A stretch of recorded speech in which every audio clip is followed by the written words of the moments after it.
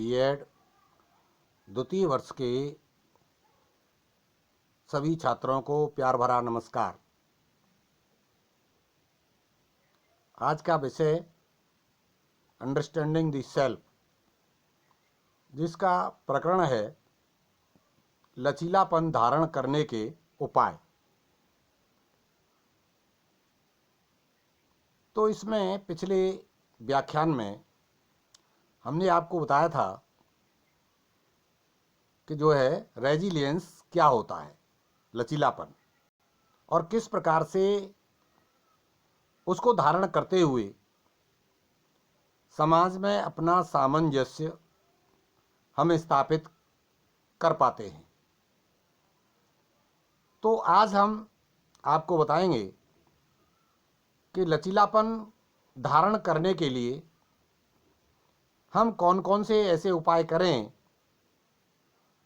जिससे हमारे अंदर लचीलापन आए।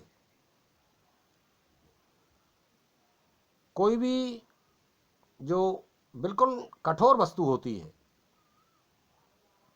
उसके अंदर कठोरता इतनी अधिक न हो कि उसको कहीं ठीक प्रकार से मोड़ा न जा सके। तो ऐसे ही व्यक्ति के जीवन में कोई भी सिद्धांत ऐसा नहीं होना चाहिए कि जो बिल्कुल इतना कठोर हो कि उसको दूसरों के साथ साथ स्वयं का भी नुकसान हो, हानि उठानी पड़े। तो इसके लिए उसे समाज को देखते हुए कुछ लचीलेपन के उपाय करने चाहिए और उन उपायों की चर्चा करेंगे। समाज में जब व्यक्ति रहता है तो अपनी बात जब रखता है तो इतनी सरल भाषा में अपनी बात रखनी चाहिए कि वो हर व्यक्ति की समझ में आसानी से आ सके। दूसरे, वो बातें स्पष्ट हों, द्व्यर्थी नहीं हो। जिस भाव में आप व्यक्त कर रहे हैं उसी भाव में दूसरा व्यक्ति उसको समझे। साथ ही साथ सकारात्मक चीजें हों, स्वयं को और दूसरों को लाभ पहुंचाने वाली चीजें हों, पॉजिटिव थिंकिंग वाली बात हो। तो ऐसा संप्रेषण यदि व्यक्ति समाज में करता है तो उस व्यक्ति के अंदर लचीलापन स्पष्ट रूप से निर्मित होने लगता है और यह होना भी चाहिए। इसके साथ जो हमारा दूसरा बिंदु है, शारीरिक और मानसिक स्वस्थता।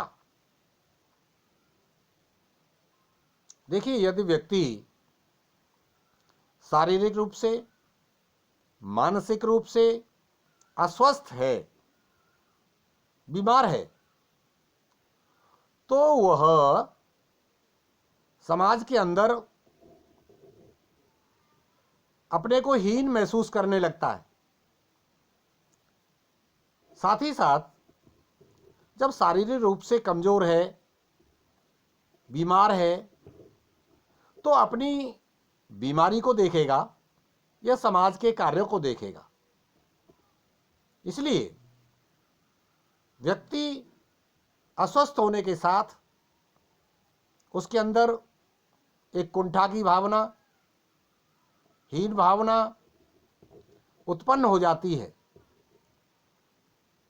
इसलिए लचीलापन या झुकाव, नम्रता तभी व्यक्ति के अंदर आती है जब वह शारीरिक रूप से और मानसिक दोनों रूप से स्वस्थ हो।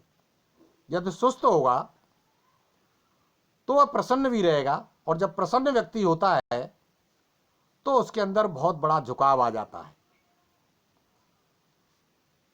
मान लीजिए आप किसी व्यक्ति से बात करना चाहते हैं और वो व्यक्ति अपने किसी कार्य के कारण परेशान है, चाहे वो शारीरिक रूप से है, मानसिक रूप से है, आर्थिक रूप से है, या अन्य किसी कारण से पारिवारिक रूप से है। और जब आप उससे बात करते हो, उसका पहले से ही मूड खराब है, तो वो अपना गुस्सा, अपना क्रोध सामने आने वाले व्यक्ति पर उतार देता है। फिर आप कहते हैं कि अमुक व्यक्ति अच्छा नहीं है। ऐसा नहीं होता।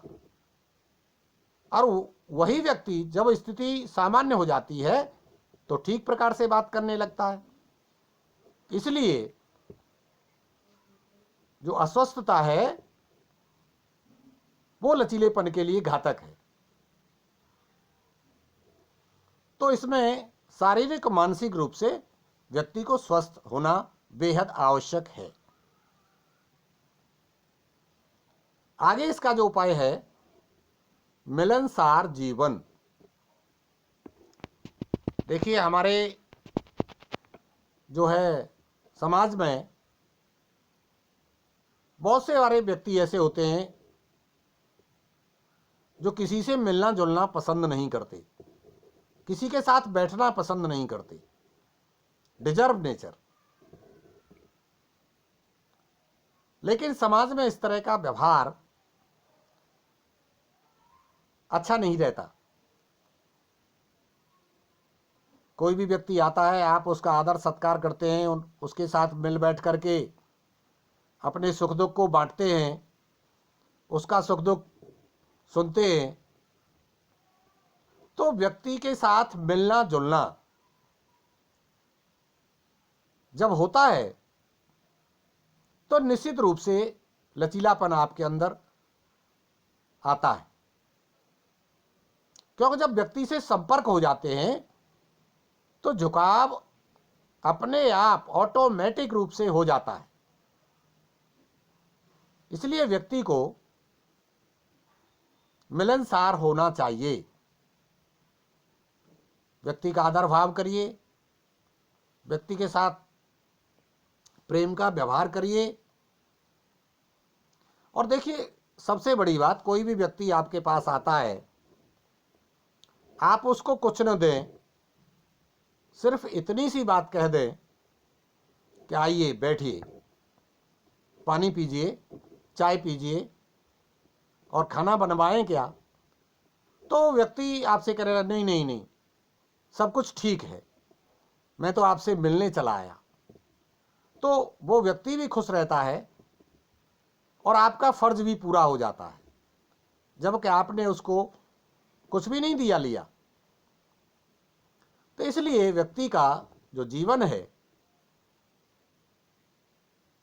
मिलनसार होना चाहिए, सब लोगों के साथ मिलकर के चलना चाहिए। अगला बिंदु है सुख दुख में समानता। इस संसार के अंदर ऐसा कोई व्यक्ति नहीं है जो पूर्ण रूपेण सुखी हो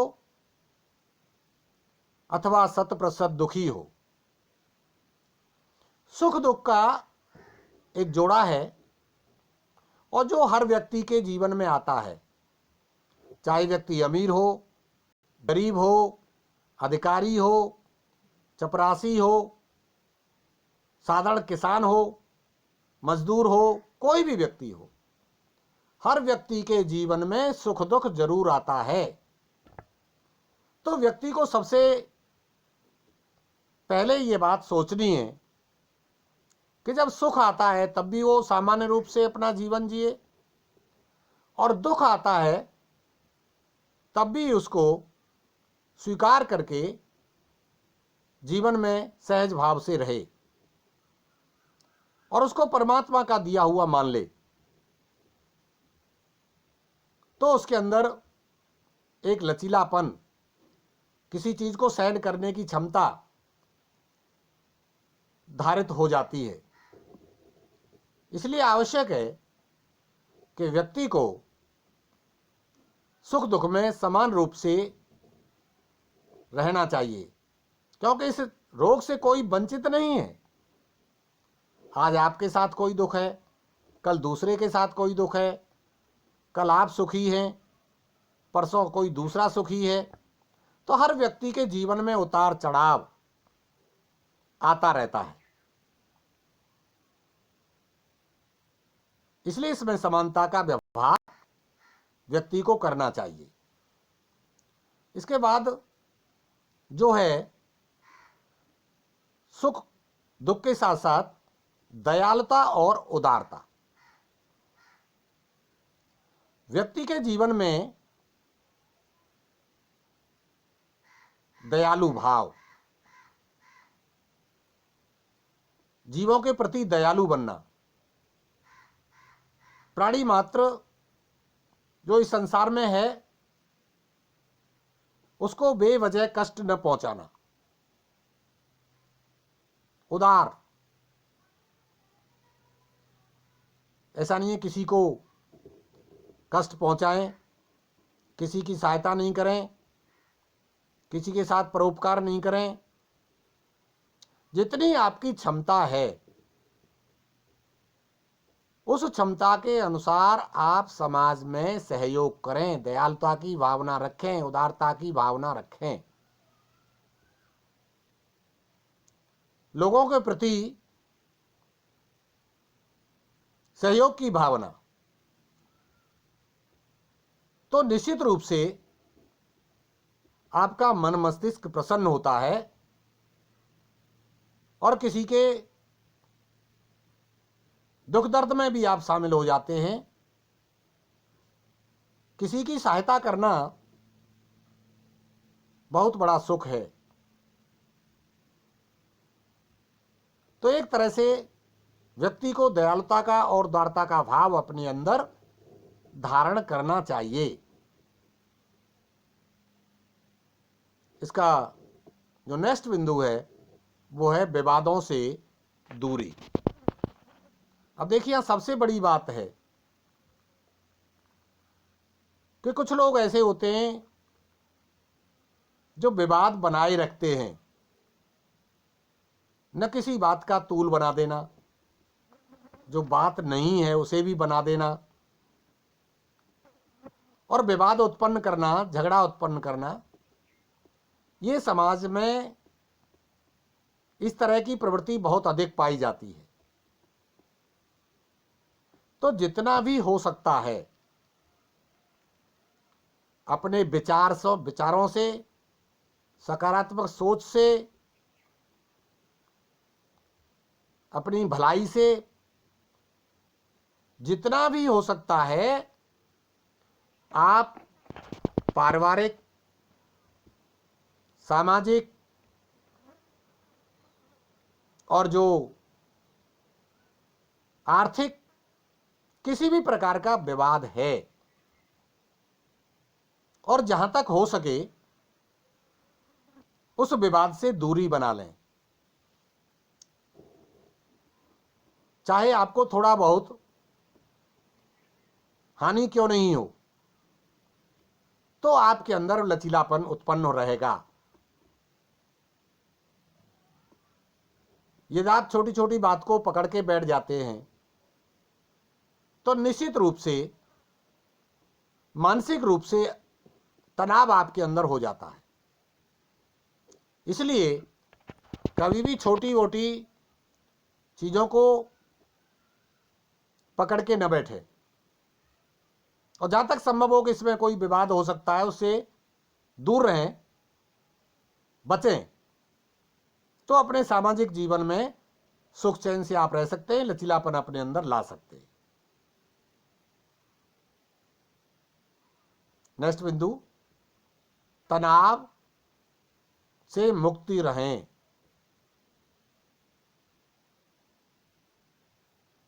देखिए, जहां तक कोई व्यक्ति गलत कार्य करता है अपराध करता है तो निश्चित है कि वो तनाव में रहेगा, या अन्य कोई किसी भी प्रकार की परेशानी है व्यक्ति को, शारीरिक, मानसिक, आर्थिक, सामाजिक, तो व्यक्ति तनाव में रहता है। तो तनाव को हम जितना हो सकता है कम करें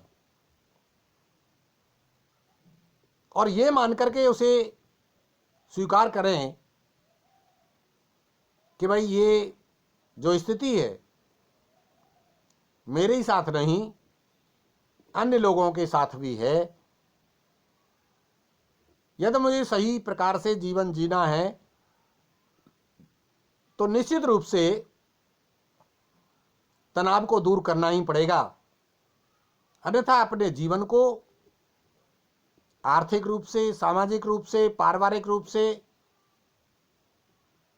कष्ट में डाल रहा हूं। तो ये सारी चीजें जो तनाव देने वाली हैं उनसे हमको दूरी बना के रखनी है। जहां तक हो सकता है प्रयास करना है।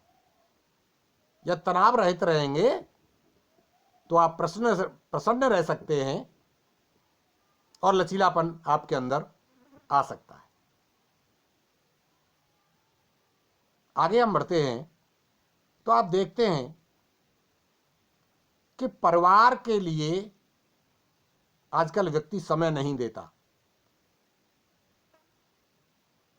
अपने बिजनेस में, व्यापार में, नौकरी पेशे में या अन्य किसी कार्य में इतना व्यस्त रहता है कि यदि उससे कहा जाए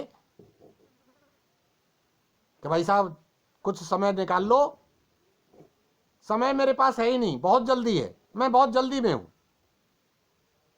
तो हर व्यक्ति जल्दी में रहता है। और वो इतनी जल्दी है कि व्यक्ति अपने परिवार के लिए भी समय नहीं दे पाता है।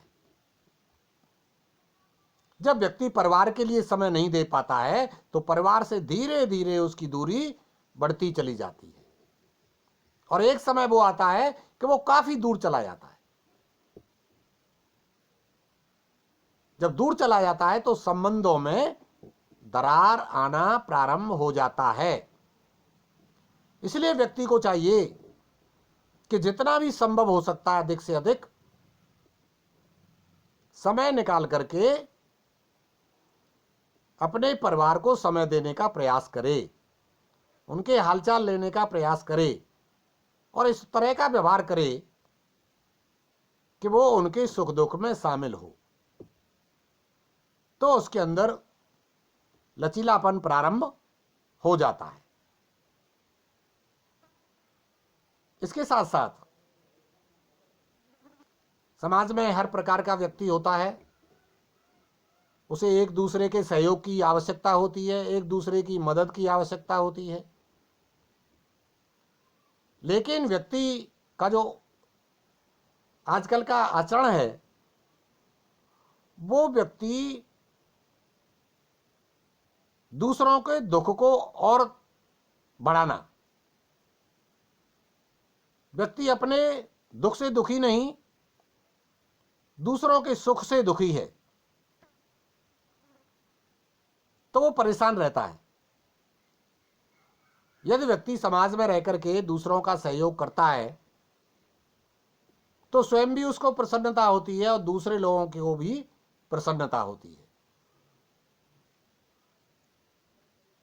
किसी व्यक्ति की मदद कर देना, चाहे सामाजिक रूप से हो, आर्थिक रूप से हो, न्याय व्यवस्था के रूप से हो, तो व्यक्ति के अंदर एक लचीलापन आ जाता है, व्यक्ति प्रसन्न रहता है।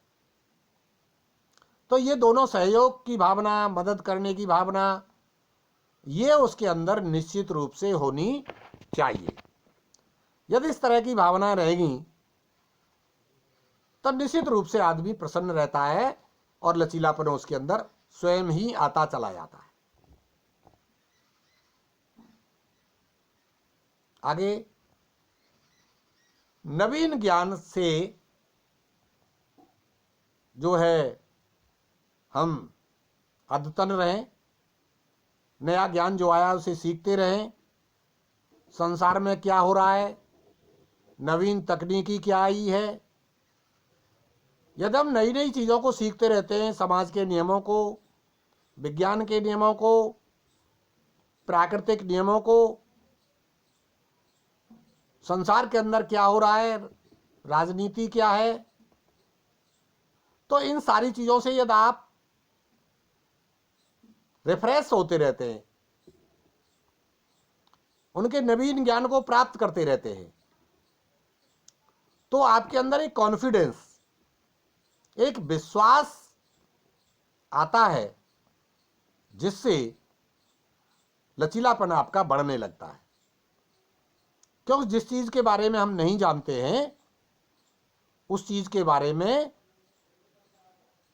समझ नहीं पाते, तनाव में आ जाते हैं। इसलिए जो भी नवीन ज्ञान हो, किसी भी प्रकार का हो, उस नवीन ज्ञान को सीखते रहना चाहिए, तो लचीलापन बढ़ता रहेगा, रेजिलियंस आता रहेगा, उसमें बढ़ोतरी होगी। साथ ही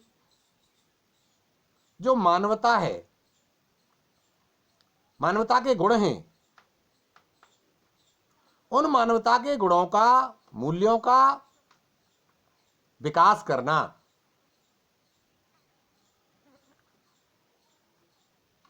व्यक्ति को मानव बनना है।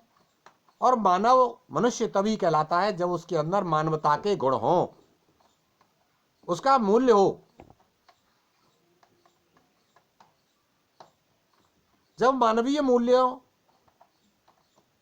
का विकास व्यक्ति के अंदर होता है, तो व्यक्ति अपने अंदर प्रसन्न भी रहता है, सुखी रहता है, आत्मविश्वास उसका बढ़ता है, आत्मबल उसके अंदर उत्पन्न हो जाता है। फिर उसके अंदर एक झुकाव, एक नम्रता, उदारता, ये सारे गुण आ जाते हैं और लचीलापन उसके अंदर आ जाता है। व्यक्ति यदि कोई कहता है तो उसकी बात ध्यान से सुन करके झुकाव उत्पन्न करता है। तो मानवीय मूल्यों का विकास भी उसको करना बहुत आवश्यक है। और आगे देखिए, सबसे बड़ी बात आती है कि हर व्यक्ति के सामने समस्याओं का एक अंबार खड़ा है। ऐसा कोई व्यक्ति नहीं जिसके सामने समस्याएं ना हो,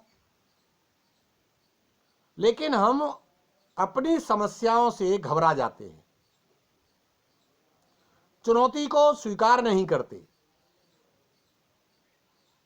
ये चुनौतियां हर व्यक्ति के सामने हैं, चाहे पियोन हो या प्राइम मिनिस्टर हो, चपरासी से लेकर के प्रधानमंत्री तक, सबके सामने चुनौतियां हैं। प्रधानमंत्री के सामने देश की चुनौती है, मुख्यमंत्री के सामने प्रदेश की चुनौती है, प्रधान के सामने गांव की चुनौती है, परिवार के मुखिया के सामने उसके परिवार की चुनौती है, समाज की चुनौती है। तो इस तरह से जो सामने आने वाली समस्याएं हैं, उन समस्याओं का सामना करना है। क्योंकि ऐसा कोई व्यक्ति नहीं जिसके सामने चुनौती ना हो। किसी के सामने अधिक हैं तो किसी के सामने कम है। तो उन चुनौतियों का सामना करना चाहिए, उनको समाधान निकालना चाहिए। जब हम सामना करेंगे, समाधान निकालेंगे, तो हमारे अंदर निश्चित रूप से समाधान निकालने के लिए लचीलापन आएगा और हम उदार होते चले जाएंगे। आगे जो सबसे बड़ा लचीलेपन का कारण है कि व्यक्ति को जो नशे की प्रवृत्ति है, उससे बहुत दूर रहना चाहिए। चाहे वो किसी भी प्रकार का नशा हो। व्यक्ति समझ नहीं पाता, लेकिन वास्तव में देखा जाए तो जवानी का नशा उसका सबसे बड़ा नशा होता है। और वो उस नशे में पता नहीं क्या क्या करता है। और इसमें भी ऊपर से यदि वो वैकल्पिक रूप से नशा करता है तो उसका मानसिक संतुलन बिगड़ जाता है, फिर वो किसी से सीधे मुंह बात नहीं करता।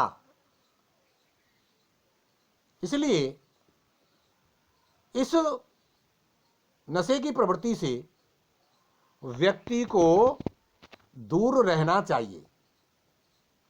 यदि वो व्यक्ति दूर रहता है तो अपने अंदर, उसके अंदर जो आत्मविश्वास है वो उसके अंदर आता है, और आत्मविश्वास से आत्मबल बढ़ता है, सकारात्मक सोच बढ़ती है, झुकाव की प्रवृत्ति आती है, नम्रता की प्रवृत्ति आती है, लचीलेपन की प्रवृत्ति आती है। इसलिए जहां तक संभव हो सके नशे की प्रवृत्ति से दूर रहें। आज आप देखते हैं समाज में नशे का इतना बड़ा व्यापार हो गया है कि 80% लोग इससे अछूते नहीं हैं, और सरकार भी इसमें इतना सहयोग करती है कि कुछ कह नहीं सकते। जहां परचून की दुकान नहीं होगी वहां एक ठेका शराब का जरूर होगा। क्यों? सरकार तो चाहती है कि व्यक्ति आर्थिक रूप से और मानसिक रूप से सरकारों का गुलाम रहे। उसे तो सिर्फ अपनी दो रोटी रोजी की जुगाड़ मिल जाए, यही बहुत बड़ी बात। आर्थिक रूप से व्यक्ति को संपन्नता नहीं आनी चाहिए,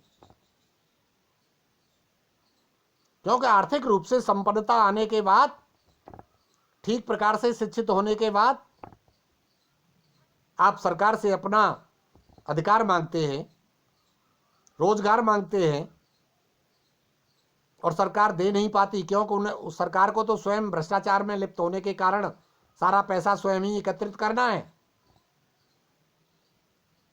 इसलिए सरकार चाहती है कि हर व्यक्ति आर्थिक रूप से गुलाम हो, हर व्यक्ति मानसिक रूप से गुलाम हो। ऐसे उपाय किए जाने चाहिए जिससे एक व्यक्ति गुलामी की जंजीर में जकड़ा रहे। जिस प्रकार से अंग्रेजों ने, मुगलों ने हमें अपनी दास्ता में रखा, उससे कहीं अधिक दास्ता आज की राजनीति आप लोगों को रखना चाहती है। इसलिए वो सिर्फ ऐसे ही उपाय करती है कि व्यक्ति अधिक से अधिक रोटी ही प्राप्त कर सके, उससे अधिक सोचने का उसे समय ही न मिले। शिक्षित हो नहीं, आज की जो शिक्षा है केवल साक्षर बनाने का कार्य कर रही है, शिक्षित नहीं बना रही। और यही सरकार चाहती है, क्योंकि जो क्लास 1 अफसर है, क्लास 1 पॉलिटिक्स वाले नेता हैं, उनके बच्चे तो फॉरेन में पढ़ते हैं, विदेशों में पढ़ते हैं। आम आदमी को बेकार कर देना, केवल उसे साक्षर बना देना, संस्कार रहित कर देना, शिक्षा रहित कर देना, ये सरकारों के कर्तव्य हो गए हैं।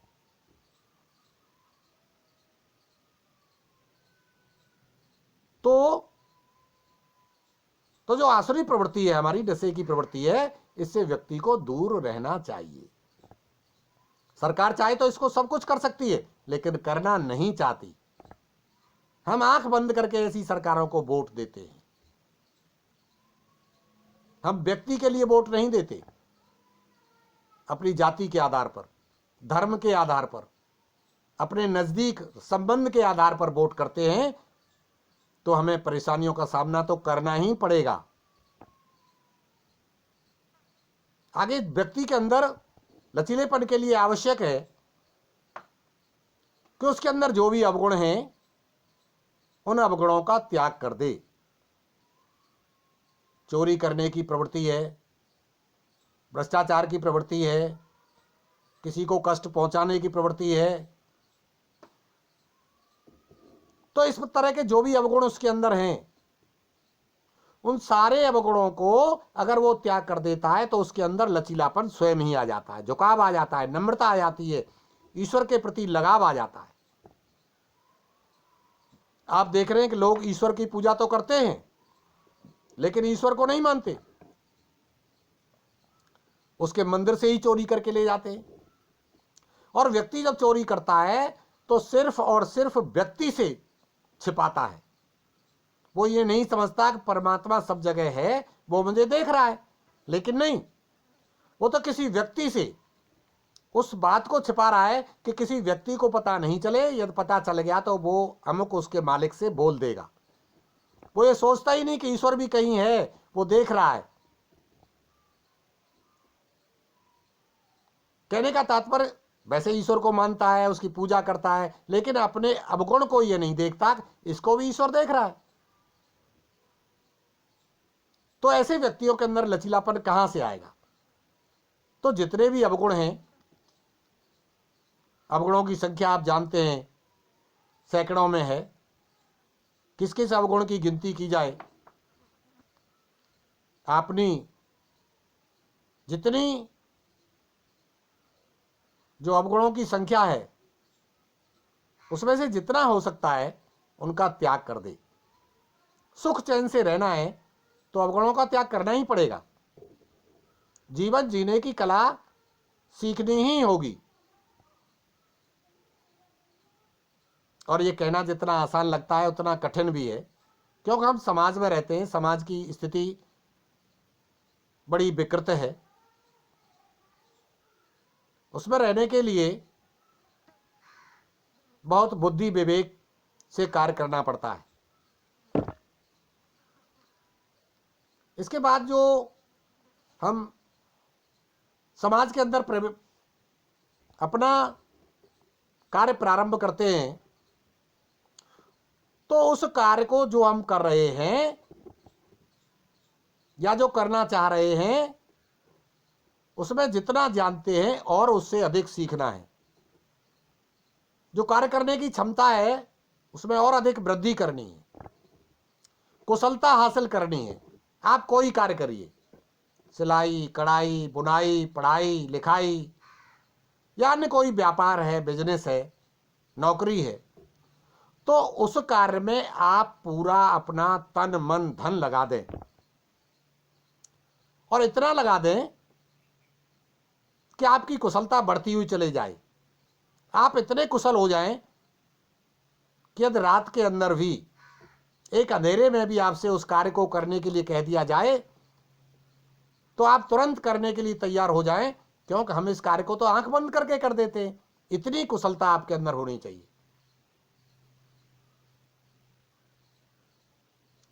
आप जानते हैं कि जो है एकलव्य का एक उदाहरण आता है कि जब अर्जुन को द्रोणाचार्य बाण विद्या सिखा रहे थे तो एकलव्य भी उनका शिष्य बना था मनोभाव से। तो जब उसने एकलव्य ने भौंकते हुए कुत्ते के मुंह में बाणों की बौछार कर दी और पूरा मुंह उसका बाणों से भर दिया तो द्रोणाचार्य और अर्जुन को शंका हुई कि हमसे भी धनुर्धर कोई इस पृथ्वी पर है जो इस तरह का कार्य कर रहा है।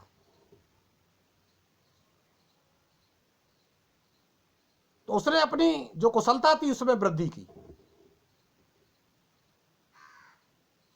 तो इस तरह से जो भी कार्य आप करते हैं, आप किसी कार्य को करेंगे तो निश्चित रूप से कुशलता बढ़ती चली जाएगी। करत करत अभ्यास के जड़मत होत सुजान, रसरी आवत जात से सिल पर पड़त निशान।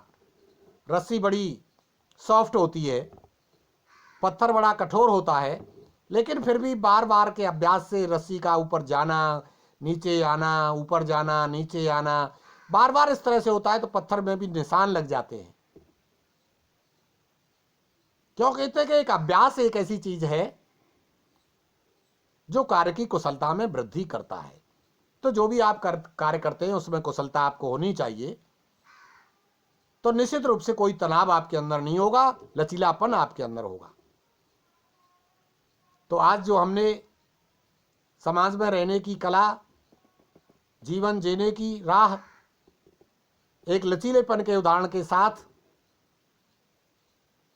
आपके सामने व्यक्त की है, हम आशा और विश्वास के साथ आपसे कहते हैं कि यदि कुछ नियमों के आधार पर हम इनका अनुकरण करते हुए चलने का प्रयास करते हैं तो निश्चित रूप से समाज के अंदर अपना वर्चस्व स्थापित कर सकते हैं, लचीलापन धारण कर सकते हैं। और आज देख रहे हैं कि हम बहुत कम छात्र जो है इन वीडियो को देखने का कार्य कर रहे हैं। ये जो है आप इसका अध्ययन करें, समझें, जीवन में उतारें तो आप अधिक से अधिक लाभ ले सकते हैं। आज के लिए इतना ही। धन्यवाद।